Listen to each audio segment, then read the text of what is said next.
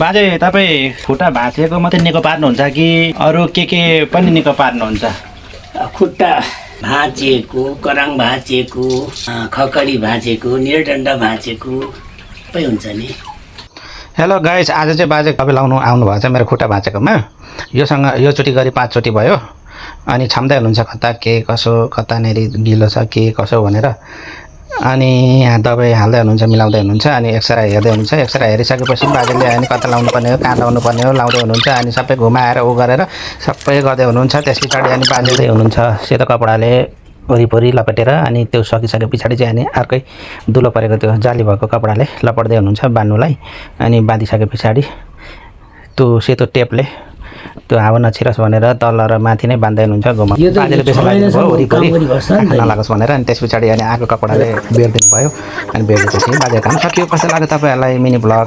मन पर्यो बाजे तपाईँ खुट्टा भाँचेको मात्रै निको पार्नुहुन्छ कि अरू के पनि निको पार्नुहुन्छ? खुट्टा भाँचेको, कराङ भाँचेको, खकडी भाँचेको, निरडण्ड भाँचेको सबै हुन्छ नि। एक्सरे चाहिँ हुनु पर्यो होइन? यस्तो यहाँ मेरो चाहिँ हालबै भाँचेको होइन त यो? हजुर हालबै भाँचेको तपाईँ थियो यहाँ छ। यो देखिन्छ हालमै देखिन्छ यसरी दुईवटा आज चाहिँ काम र नलगाएको होइन बाजे? हजुर आज नभए यो यहाँ लाइन्थ्यो यहाँनिर यस्तो खालको लगाइन्थ्यो हाम्रो बनेर। अब यो अब ग्यास्ट्रिक पनि हुन्छ, नसा चेपेको पनि हुन्छ, ग्यारेन्टी साथ हुन्छ। अनि दमकमा हुने चाहिँ तपाईँ को अरे?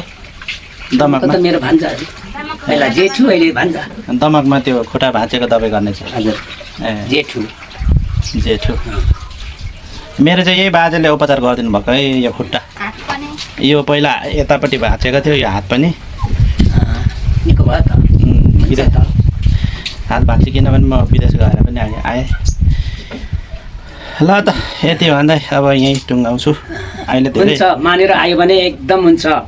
धेरै निको। अब मानेन उनीहरूले अब विश्वास गरेन भने त हुँदैन। विश्वास गर्यो भने एकदम हामीले हुन्छ भनेपछि हुन्छ। ल त अब